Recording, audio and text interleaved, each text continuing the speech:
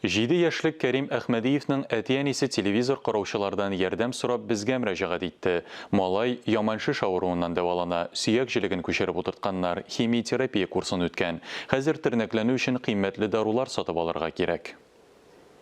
Кәрим Әхмәдиев бик актив бала. Эт белән уйный, рәсем ясый, йөзү белән шөгыльләнә.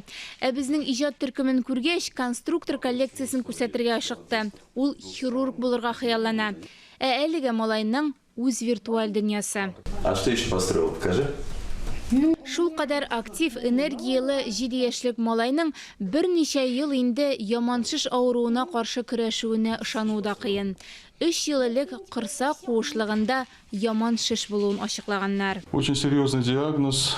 Удалось каким-то образом стабилизировать ситуацию, но это путем нескольких. Бик куркыныч диагноз. Берничә операция сатып, дәвалау курсларын үткәреп, хәлен бер кадәр җиңеләйттек.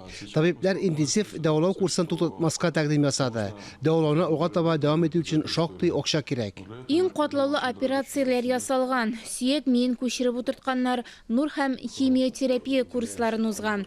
Интенсив дәвалау барышында малайның организмы көчсезләнгән, теләсә кайчан излегеп китергә мөмкин. Хәзерге вакытта Кәрим кыйммәтле Европа препаратлары белән иммунотерапия курсын үтә. Тик ул кыйммәт. Бер дозаның бәясе 14 000 евро, ә дәвалану өчен 20-дән артык доза кирәк. Даруларны сатып алырга Рөстәм Миннеханов һәм Татарстан сәламәтлек саклау министрлыгы булышкан. Тагын 4 дәвалау курсына 14 миллион сумнан артык препарат кирәк.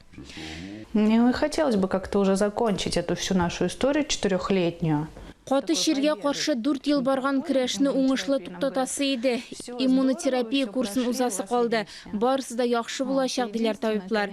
Дарулар гына бик кыйммәт тора. Тиздән Кәрим яңадан Мәскәүгә дәваланырга китә.